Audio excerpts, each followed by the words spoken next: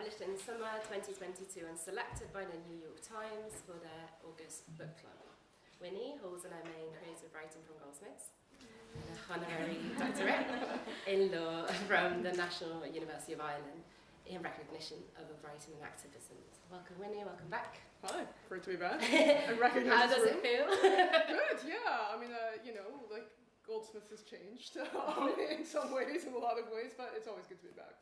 Okay, lovely to have you back, and maybe later we can have some of the questions from the audience to sort of bridge the time that you spent away from us and bring you back into the fold. Okay, but I thought we'd start and dive straight into the book, and there'll be time for questions at the end. And I thought that I always have a slight reluctance introducing an author's book, because I feel like I might be picking the wrong threads to begin with. And so I thought we'd begin maybe with an introduction of your latest book, Complicit. Sure. And maybe you could tell us a little bit about it before we get to hear you reading from it and get stuck into talking about it together. Sure, yeah. I mean, I guess I'll start with like kind of the plot summary, or because there's 10,000 ways to introduce a book, right? And you can start with theme, you can start with like my own personal impulse to write it, but like, I mean, the plot hook, right, in terms of how it's pitched, by my publisher, is that a woman named Sarah Li, who's 39 years old, is teaching kind of screenwriting at kind of a unspectacular local college in Brooklyn, and she gets contacted by a New York Times reporter out of the blue who says, I have a few questions about a male producer he used to work with. And so Sarah, obviously 10 years ago, had this kind of quite promising career in the film industry as an aspiring producer, but she doesn't anymore. So a lot of the story is basically about, like, does she decide to answer this question, answer this email from the New York Times reporter? Does she sit down and have this interview with him? And then what does she reveal in terms of what her life had been like 10 years ago when she was starting out in the film industry? And why doesn't she work in the industry anymore? So that's kind of like, I guess, the plot hook, I suppose. But obviously it touches on issues of Me Too, obviously touches on stories that we might recognize from recently in the media, and also it ties into my own experience as an activist around sexual violence and as somebody who used to work in the film industry. And perhaps to sort of use Complicit as a jumping point, and then before we get stuck into the specifics of the book, and I have some questions around form and craft that I think will be very helpful for our students here as well, and anyone who's here tonight. I thought that maybe we could talk about those three facets of your work and career in a little more detail, maybe linking them together across your writing career and broader career, because you've worked in different fields, including as a producer yourself, haven't you? So activism, fiction, and lived experience, and fiction in the broader sense, though storytelling perhaps is a more appropriate word. I suppose, so you've related these three facets to the new book, but it might be interesting to take a step back and mention that this work that touches upon these themes, or these different ways to tackle some of the material that you're interested in thematically in your work, begin with the first book.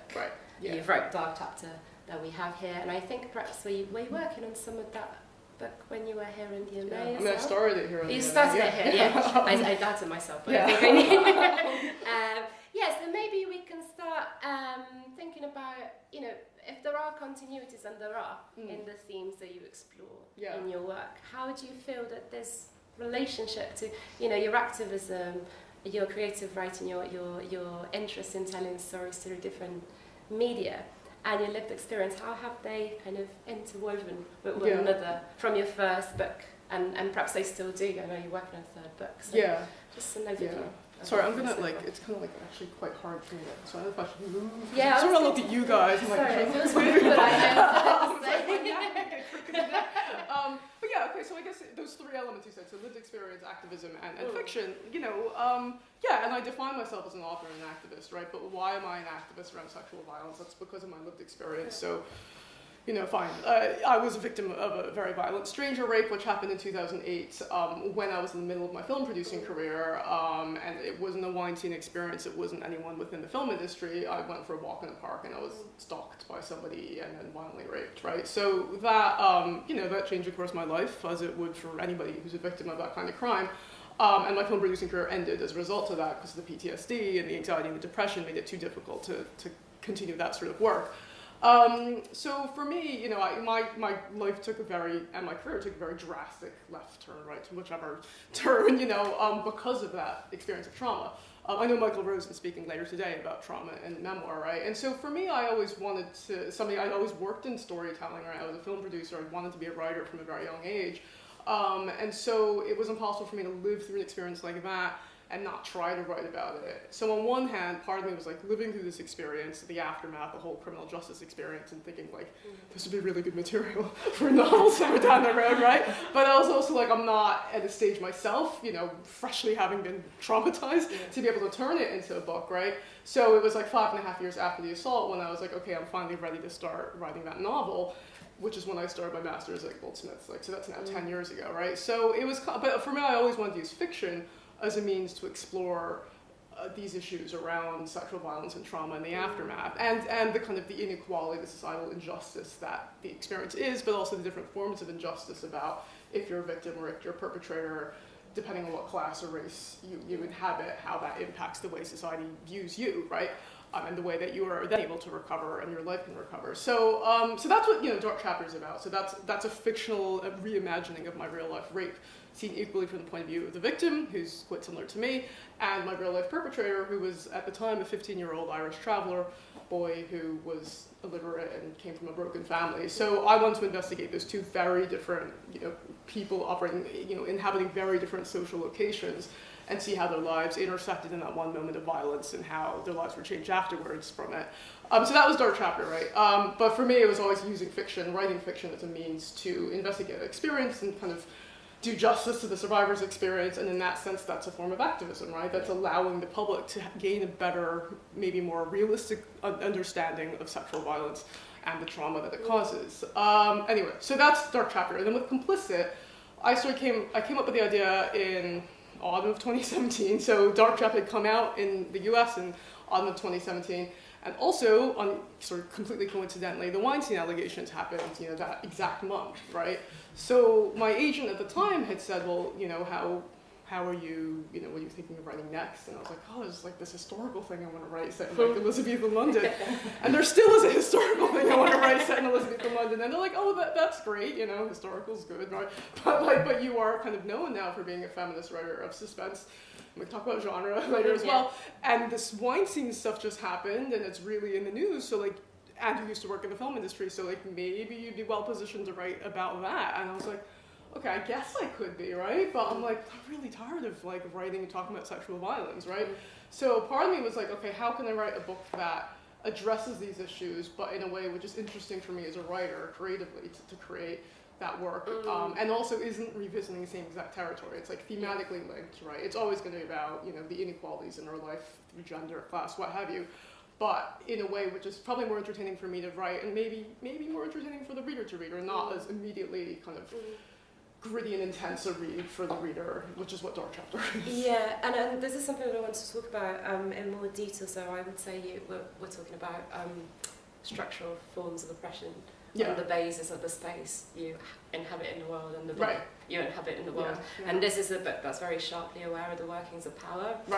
For reasons that I won't get into, recently I did quite a lot of research into stage magic. Stage magic. Wow, okay. And I came across, I think is what popped into my head as I was preparing this is a sentence, I think is a quote from maybe Houdini, who talks about the fact that when you're a magician, nothing on the stage is ever innocent.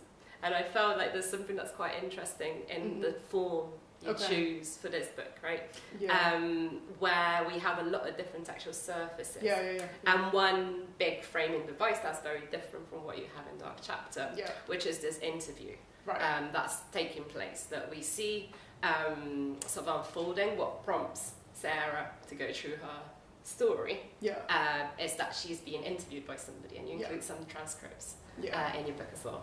Maybe we can get stuck into some questions around the form of the book a bit later, but I thought it might be interesting for you to read a little bit.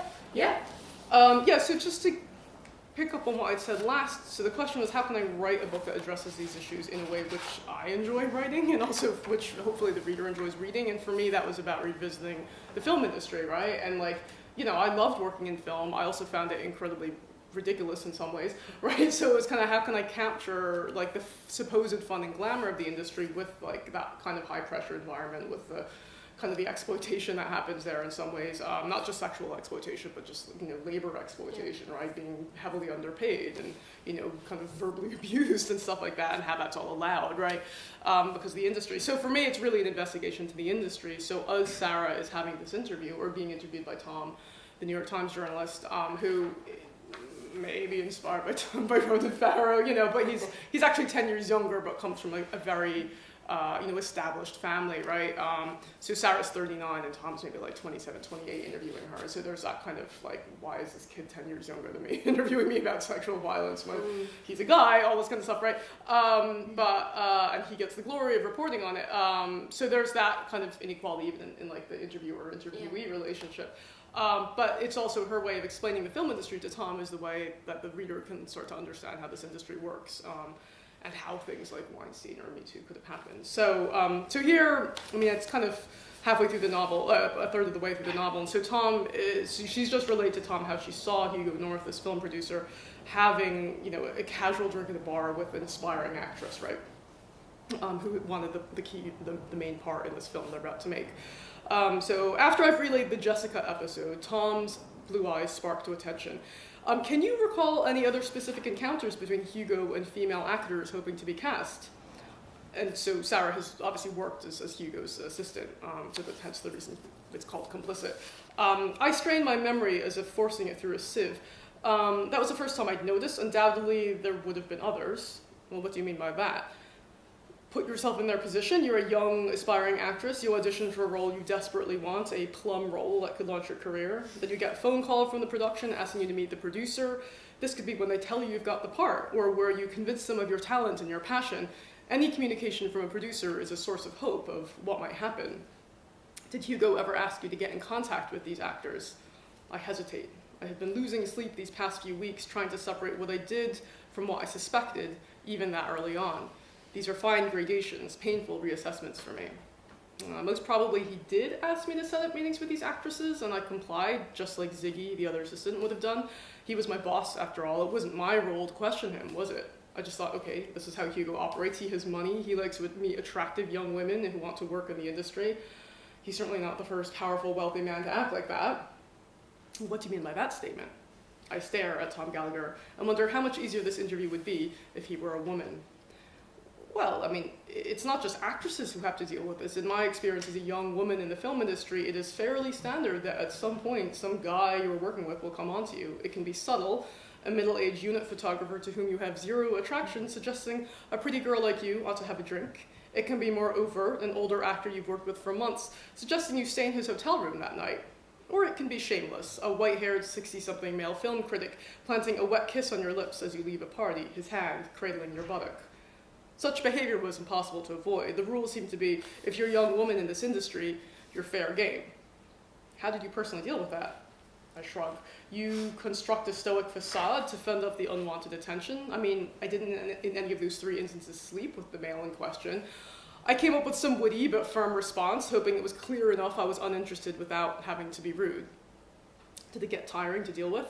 Absolutely. Of course it's irritating. Of course the naive you is thinking that maybe this older male film critic is inviting you to events because he's interested in your thoughts on genre and female directors, when really he just wants to sleep with you. Eventually, you stop being so naive. But the witty response, the ability to demonstrate a resourceful defense is key. Most importantly, you don't show weakness. Men are programmed to prey on weakness. Is that what you think? Well, not all men, of course, but in film, there's always a power imbalance. The powerful prey on the weak become disposable, expendable, then vanish. So if you want to survive, you don't show your weakness. Thank you. And so this kind of dialogic form where we see Sarah and Tom in conversation with one another and explore their situatedness in a sense, you know, as two people who inhabit a very different status. Yeah. And there's what you were talking about, where him sort of making it his story in some capacity, you know. Yeah. Does somebody appropriate your story? Yeah. They become the lead reporter on it. But this dialogic form sits alongside some sections which are in a first person from Sarah, where we get a bit more intimate with her voice, and alongside other kind of pieces that you present without a further explanation, such as transcripts from other interviews that Tom's running alongside the one with Sarah, that kind of look like evidence on the page. So there is this really interesting, it contributes to narrative tension, and it makes us want to jump to the next chapter, which is no bad thing, because we also want the reader to read on. But I thought in the context of you know, all these high profile trials we've had around sexual violence, particularly as embedded within industries such as film that have such a high profile and so, you know, so public facing. It also engages with something quite interesting, which is, you know, what value do we give to a personal account vis-a-vis a piece of evidence, and the kind of the argument that keeps coming up, you know, but where's the evidence for this story? Should we believe a story or not? And what I thought was really interesting in your book is that you know, that there are the transcripts, we look at them like clues, as you would in a thriller.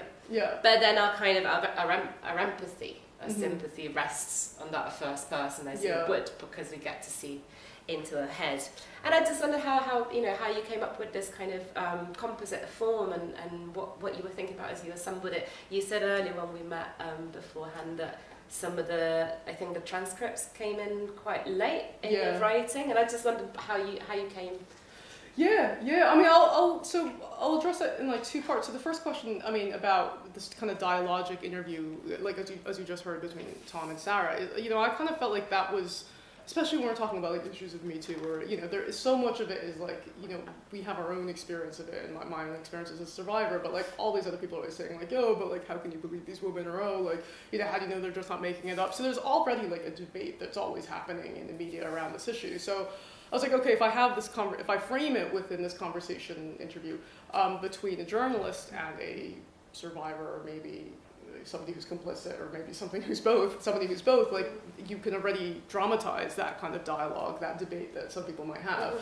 So that kind of allowed me to kind of embody a lot of the questions people might ask anyway.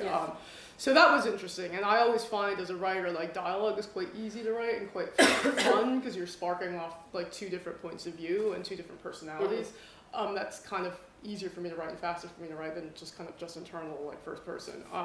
So there was that, and then there was the transcripts, which, they did come quite late. I wrote about 3 drafts before and at the very last draft, my agents had said you might want to do something to break up like Sarah's like overall voice, right? Because there's that thing where I think especially when I think about like writing more, I guess, commercially or what have you, it's helpful to have something to break it, like a structure that is like interesting, that provides some kind of dialogue between like this timeline versus that timeline, or this perspective versus that perspective. And so I always wanted Sarah's to be the main voice, but I'm like, how can I insert other perspectives that add narrative tension, because it shows that other people have other versions of the story, but then also were like quite quick for me to write. So I came up with the idea of like, okay, actually if I write these transcripts, like transcripts are easy for me to write, they're very fast, and also they give you a glimpse. So within a very short period of time, like, a page or two, you get a glimpse of another person's perspective on the issue.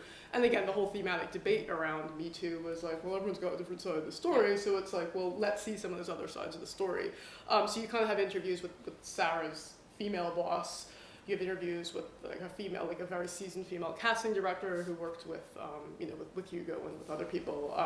You have an interview, there's a transcript with like a publicist who works for Hugo, so I specifically only wanted to have women's voices in there.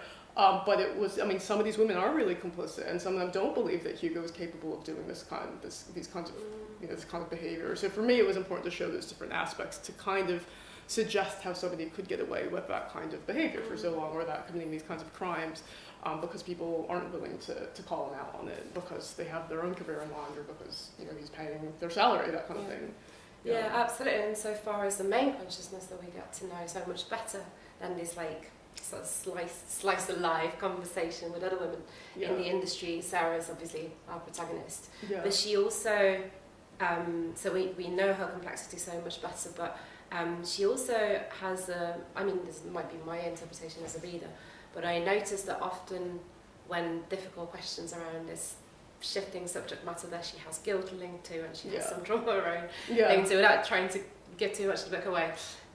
Something I noticed is that she often sort of leans into her technical expertise, almost as if she were framing a scene that's up for debate in terms of the roles that somebody played in it through a shot, through a film scene. Yeah. And this is something, Winnie and I were talking about it earlier, a few years ago.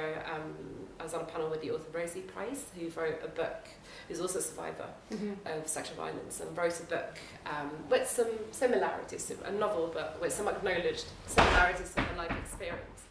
And she was talking about how, I was talking about fragmentation, but she was talking about realism and linearity and how important it was for her as a writer to make this book very linear as an act of reclamation.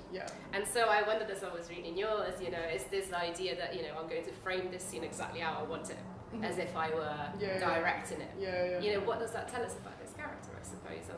Well, I mean, that she's obsessed with movies. So there's various points throughout the screenplay, throughout the novel, where she's like, oh, if this were a scene in the movie, we would use, a Steadicam shot here, right? And so that is kind of her leaning into her expertise to try to show that she's knowledgeable about film. But also, if you're obsessed with movies, you go through life and you think this would be a great scene in the movie, or so it's kind of.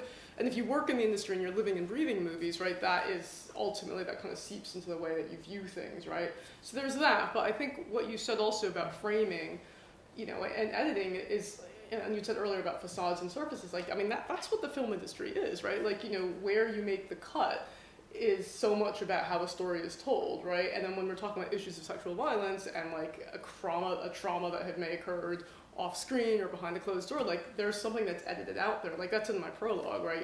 There's always stuff that's edited out. There's always, quotes that you never actually see, or you can have a photo of, Harvey Weinstein with his arms around a woman that he perpetrated against, and if it's published in the Hollywood Reporter, everyone's like, oh, they're just having a good time, but you don't know what's happening outside of that frame.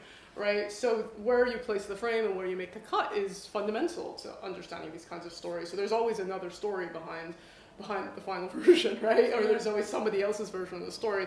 So for me, bringing that into that question of framing and how we craft narratives and how we present them visually or how we present them from a specific perspective is, it's central to fiction, but it's also central to working in the film industry, and it's also central to how we tell these kinds of stories about sexual violence. Yeah. Can I ask how we're doing for time? I have a couple more questions. Plenty of time. Okay, lovely. I suppose one question, one sentence that I was thinking about is by somebody, I think somebody was talking around this notion. I wonder if as somebody we both know, I think Lucia Crowley, who has worked on the Ghislaine Maxwell trial and more recently was covering the Johnny Depp Amber Heard trial. And she was discussing this notion that there's no perfect survival story. And we've been talking about editing. And I think in a sense, there's a case study going on here as to how you what makes the cut, what doesn't make the cut. How does Sarah Lai position herself in relation?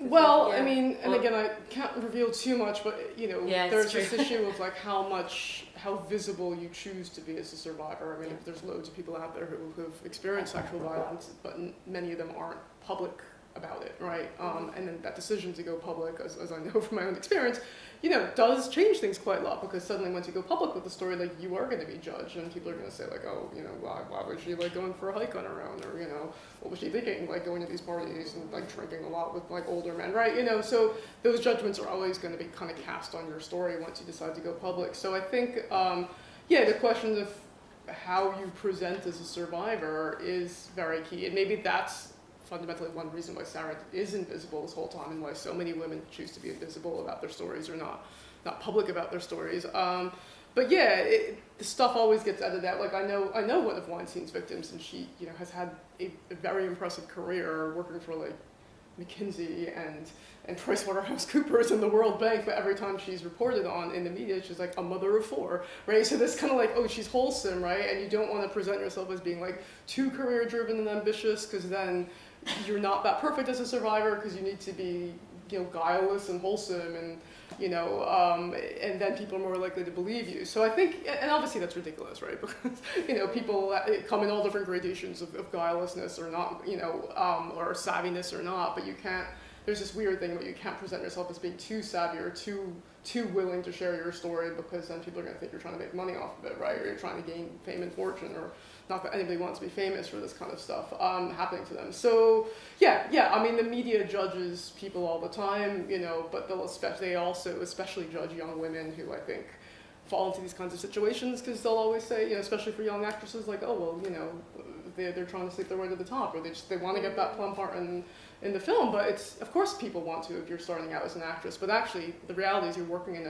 a power structure where, you know, you are very much vulnerable to the predations of older, wealthier people, frequently men, who can make the decisions about giving you that part or continuing to employ you or not. So I think a lot of it's about like looking at the structures of the workplace and the way the media constructs images about people, and trying to fight against that. But it is quite hard to fight against, because I think we all have our kind of predilections, our own kind of stereotypes that we fall into when we try to hear these stories. Yeah, and as you were speaking, I was thinking about something that again we were having sort of bringing up earlier, which is to do with visibility. And how hard it is to get it right, even when you're actually really trying to fight against that system of visibility, the silent system, which is what you've been doing with your work, right? And this is a question, I suppose, in relation to visibility as an author. Something that struck me that you were talking about earlier is, you know, your people, your team, your agent coming to you and saying, well, you know, you want to write historical fiction, which I think is like, it has to be like a third book thing, I feel like. like after a while, like, we all have to just take a break and write a bit of historical fiction for a sec. So that has definitely got nothing to do with it. But something that I picked up on was, you were saying, you know, my agent or my editor says, you've become a point of reference for psychological suspense fiction that is yet relevant to the issue of sexual violence and feminist and supportive of women and kind of doing, you know, activism in the world more broadly. And I suppose this is a question which is slightly slippery, and I don't know how I feel about it. And I know that we, you know, I think writers have a lot. We all have our tensions with the publishing world, and particularly with the marketing of what we write. And, you know, most marketing categories tend to be applied to works of fiction afterwards. We rarely, you know, it is rarer than one would think, unless you've got a kind of really established careers, like, you know, you really want to write romance, you really want to write crime fiction. What I've discovered since publishing my first book and hanging out with writers is that these classifications kind of happen accidentally because you're published at the size, so that's the marketing angle. And sometimes they stick, you know, in ways that aren't necessarily, you know, it might be reflective of one aspect of someone's career or somebody's interest, but not by no means of the entirety of their work. I was thinking about a recent Goldsmiths Prize winner, M. John Harrison. Was always viewed as a sci-fi author. Then he won the Goldsmiths Prize, and now he's publishing a memoir. And is in his mid-70s, I think. So that's how long that claim stuck. But I was thinking in terms of, you know, fiction and activism. There's something that mass marketing does. That if you're writing about ideas, or if you're writing against like overpowering, quite oppressive social structures, you do need from that, which is reach. You don't want to write something that preaches to the converted, because that makes absolute no change. And so we're kind of negotiating this terrain where we don't want our work to be boiled to a specific set of conventions and just that. But we also probably want it to go out into the world and reach the people who might pick it up in, you know, in the airport and actually like sit with this question of, you know, how do women navigate their workplace without being, you know, subject to sexual violence, essentially. And they might have not, you know, it's kind of what you were saying about the staging the dialogue between Tom and Sarah. And it's kind of, some people might ask these questions, and so I'm kind of presenting them to them, so I'm kind of a step ahead.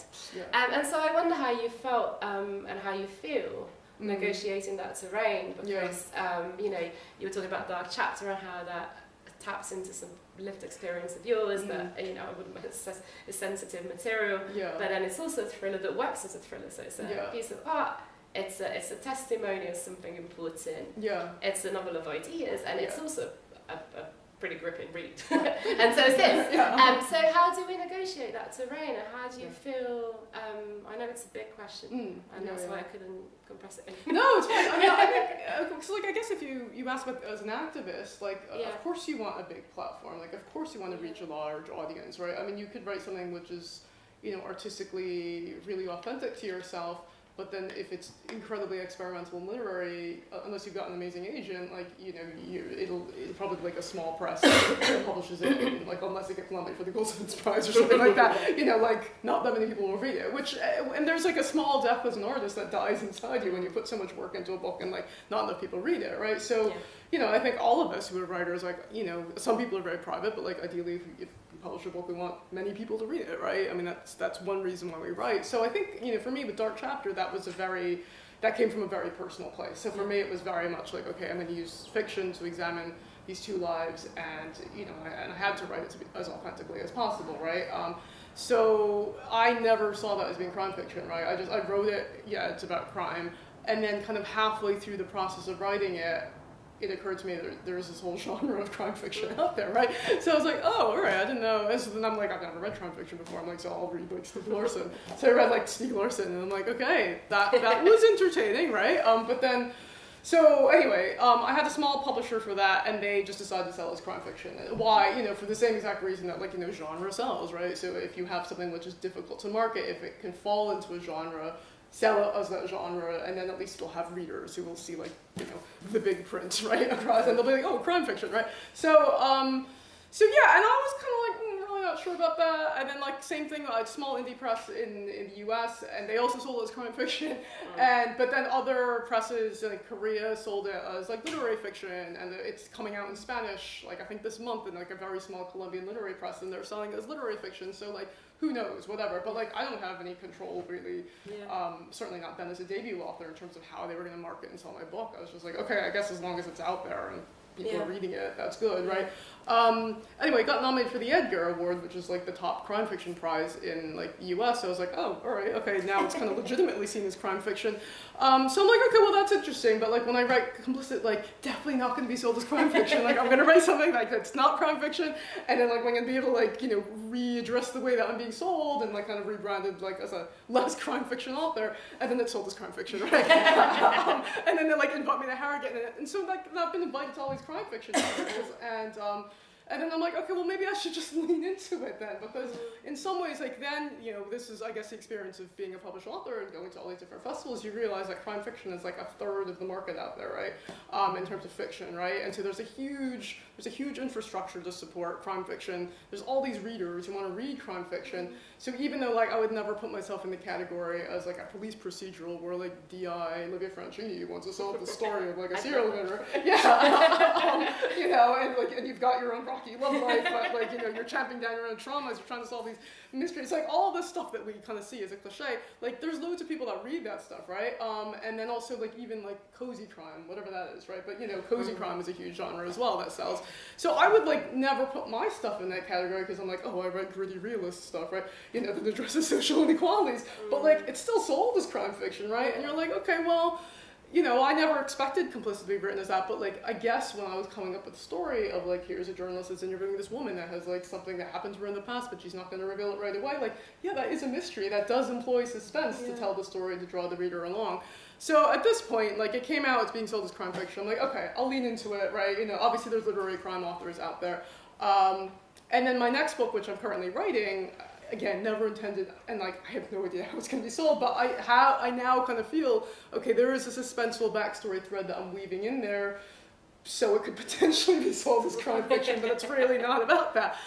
So you realize kind of it is a broad category, and, like, publishers lean into that because that's a way they can find readers, and, like, as an author, you can battle against it if you want, but if you're already being accepted as a crime author, and if it already gives you an access to readers, then, like, sure, then just write that, but have it be still authentic to what you want to do as an author and as an activist in terms of addressing the themes you want to address. Yeah, and it's funny because there's this sort of element of snobism around genre, and I find it actually, I really, really enjoyed reading this book, and as you've probably gathered by now, I have a slight obsession with form. But I do because I find form exciting, and I think that, you know, within a certain set of convention that might pertain to thriller writing and crime writing, which are present here in the pacing of it. Yeah. Again, it's no bad thing if I want to continue reading the book. Yeah, yeah. Okay, so the pacing of it keeps me gripped, but I also think that without going into a massive debate about it,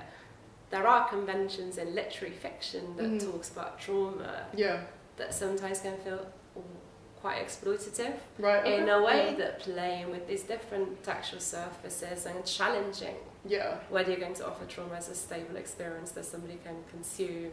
True, for instance, like a stable voice is talking from a personal perspective. But here, you're challenging the form of it, you're giving us different access points. I would say that that's a convention that is slightly ongoing in literary fiction that doesn't get challenged because it's called literary fiction. So I just I feel really grateful when somebody interrogates convention in a genuine sense, as opposed to like these marketing categories that kind of exist across the board. Anyway. Yeah, well, thank you. Enjoying the book. Okay, just curious to hear more about anything else that you're involved in at the moment. Something I wanted to talk about was your festival Clear Lines, which is another part of your activist work around these matters, and if there's anything, I know you're adapting your first book.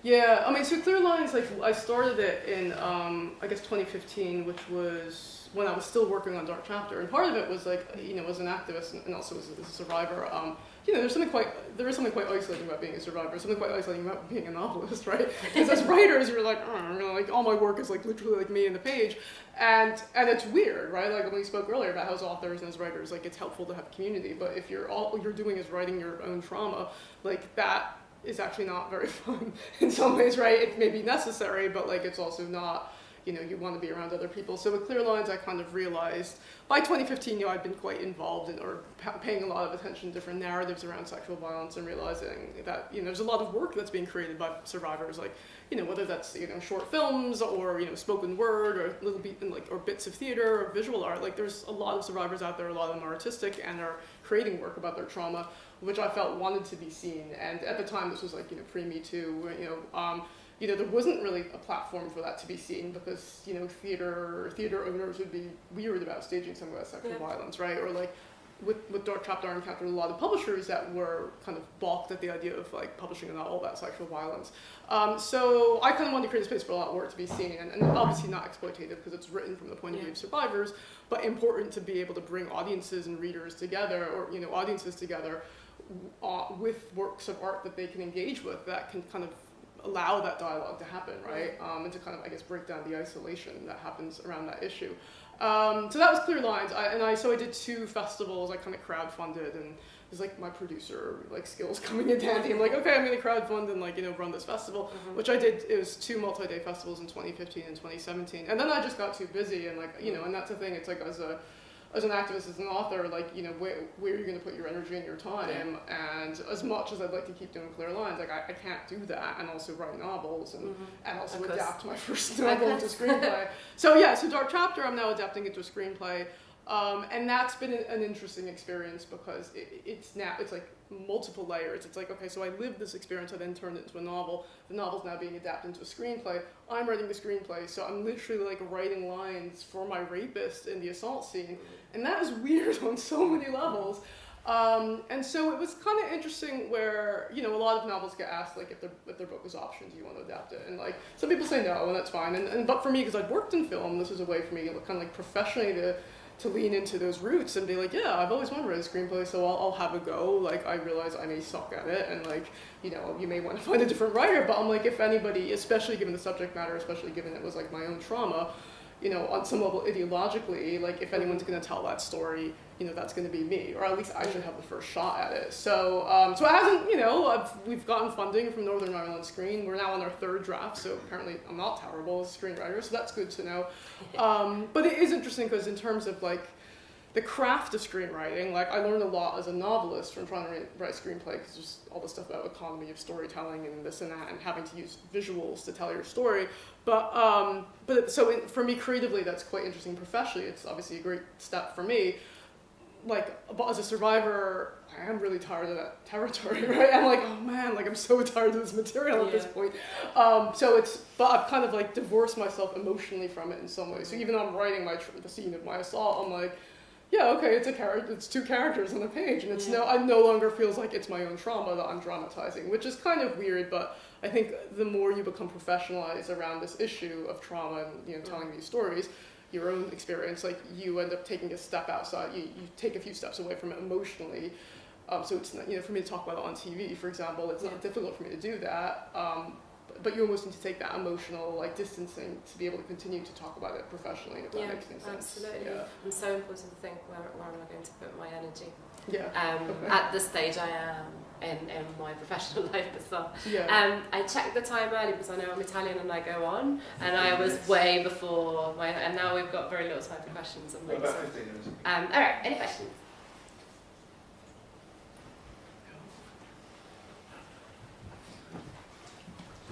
Do you want to say any more about the next book? Yeah, sure. So it's a 2-book deal that I have, which suddenly puts the pressure on to write your next book, right? So I had to deliver a first draft last May. It was quite tough to actually write that while we were still preparing to promote the hardcover of Complicit. But it's about, and I guess the issue was am I going to address sexual violence again? The third book, because it's I get it, that's my USP, that's what I'm known for, but I'm a little bit tired of the issue, right?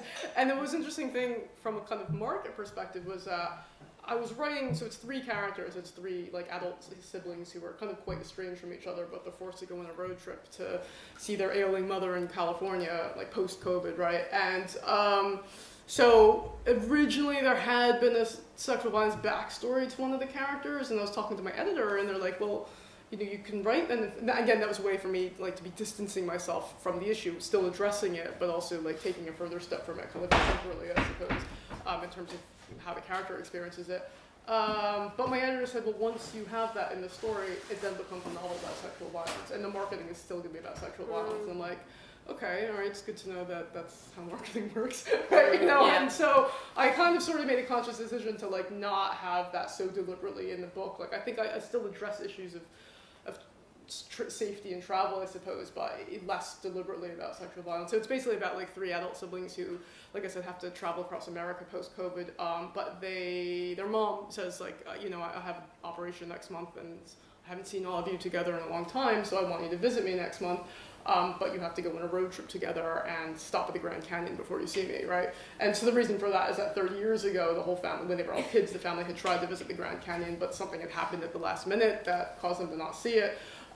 So that's the suspense storyline that gets slowly unraveled as the novel unfolds. But at the same time, you're also seeing these 3 adult siblings who are very different from each other at this point. One of them, and they're Asian American is the other thing. So it's post-COVID, what is it like to be an Asian American traveling across Oklahoma and Texas and these kinds of red states, right?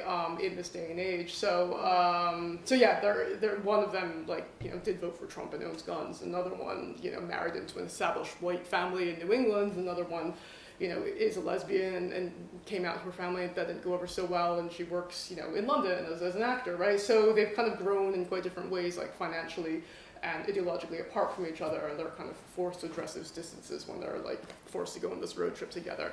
So yeah, so it's obviously not really so much about sexual violence, but I did want to explore travel and what is it like to be traveling to places these red states that what we call the flyover states, as somebody who's a person of color, and I wanted to kind of interrogate the American road trip, right? Because all these stories about the Great American Road Trip and Jack Kerouac and this and that, but those are all white guys, crisscrossing America, having fun and seeking adventure, and it's a very different experience if you're a woman or if you're a person of color, and you experience America in a different way as well, especially if you're doing, so. Anyway, they drive Route 66 from Chicago to California, and that's, there's so much mythology about Route 66, but it's all 50s diners and this very kind of white vision of America, which doesn't really resonate for you maybe if you're a person of color, or you feel like it should resonate with you, but, that's the whole thing about America, and also Britain as well, we have these constructs of national identity, but, sometimes they're very artificial as well, so, yeah. Because I always think, because I've never been to the US, but Okay. I grew up in Italy, and so we consume all this Yeah. US culture. Yeah. And I convinced myself that maybe it just doesn't exist. It It's just something that came. And Yeah, it does, but it's also very invented, right? Just like These tropes that I'm so familiar with. Yeah, of but a like, place that yeah. What are they? Yeah, exactly. Who are they Are these for? real places? Like, is this Yeah. a real culture? Yeah. Oh, I'm Yeah. looking forward to it. Yeah. And so it's interesting and frustrating that even when somebody has exerted so much agency over their material, there's still this kind of, things moving so quickly that like your position on the matter of sexual violence gets subsumed, and then there's an expectation that you should produce or speak to that particular theme. That seems productive if you engage it, but I feel when you're saying maybe I don't want to do it anymore. That's me, but like market and commercialism, right? Like there's people who write like Michael Connelly has been writing crime fiction for like 30 years. He's had like the same franchise running for 30 years, and he's obviously bestseller. They've been turned into like TV series, and so he's at once a year he delivers like a Harry Bosch book, right? And he'll always have he'll always have readers, right? And so it's this huge commercial franchise. And like I'm sure he probably does enjoy reading it. Like I've heard writing it, like I've heard him speak, and it's interesting, right? But it's I guess as artists, do we want to be doing that every single year? So it's like it's this weird thing. Whereas the marketplace, like you establish your brand as an author, and in the ideal world, publishers would love you to be Michael Connelly and like have this regular thing that people will buy every year. But as an artist, like actually maybe that's kind of boring. Maybe you want to be challenging things, and maybe you want to be seeking out new ground. So. Yeah, that's kind of the tension between like this commercial marketplace and you're creating cultural products that need to be sold, and also just exploring the themes and wanting to, go in new directions as a writer. I recently found out that Ian Rankin wrote his first Rebus novel because he was procrastinating writing a thesis on Muriel Spark.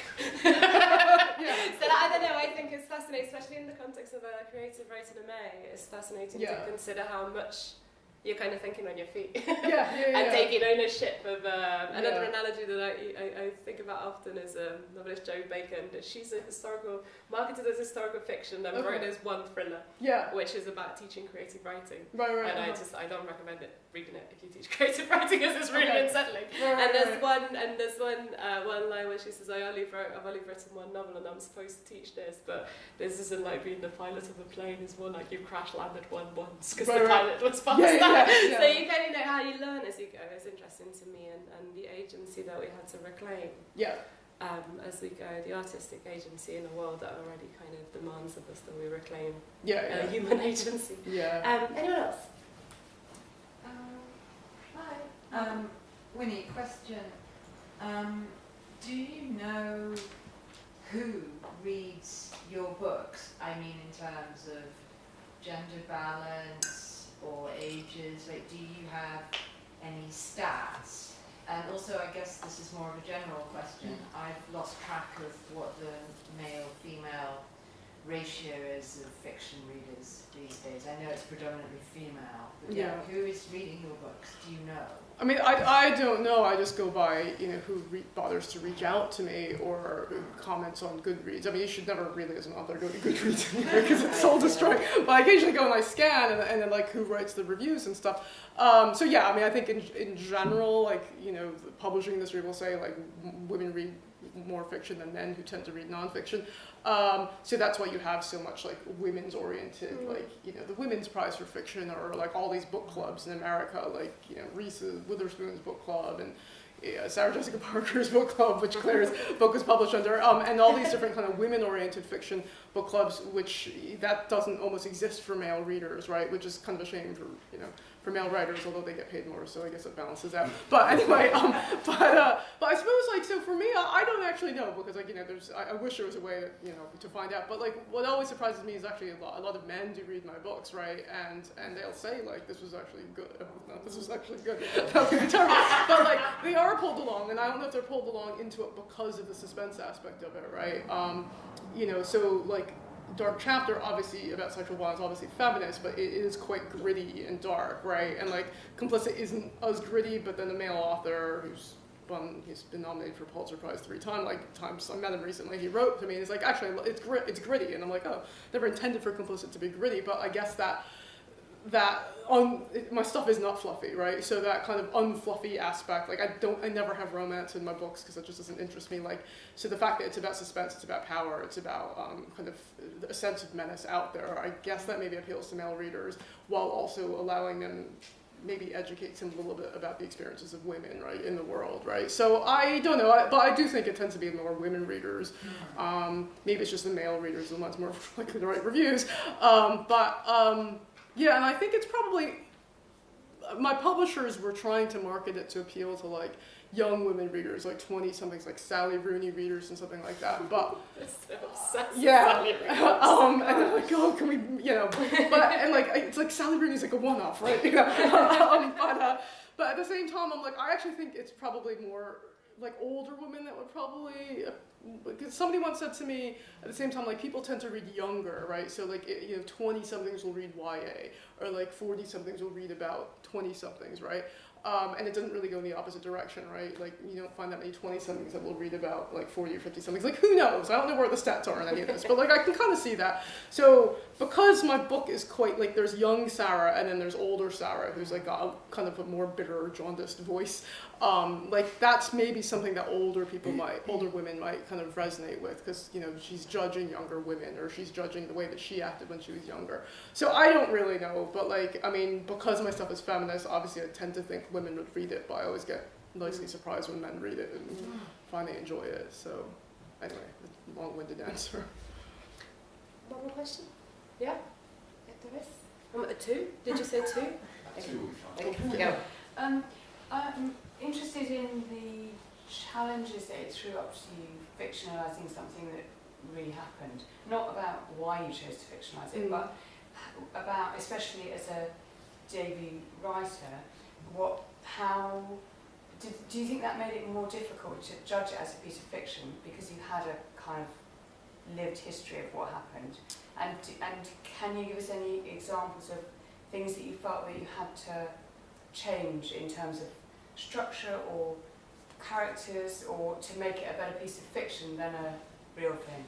Oh, so for Dark Chapter, yeah. I mean, I wrote a courtroom scene, right? That's like the narrative climax of Dark Chapter is the trial against the rapist, which didn't happen in real life, right? So for me, again, that's like if you look at narrative structure, like we're so used to a crime happens and then like justice is delivered through this like tense rape trial or this tense trial, and like that didn't happen in real life because he pleaded guilty like the morning of the trial. So even when I was like living that experience, I felt like that's really weird. Like I don't have like not my day in court, but I don't have that. You don't have that moment of confrontation, even though he pleaded guilty, so that's the outcome we wanted legally. But so when it came to writing the novel, I'm like, okay, well I'm not necessarily trying to replicate real life, so like I'm going to give them that trial, and that's where like the tension is going to come to a head.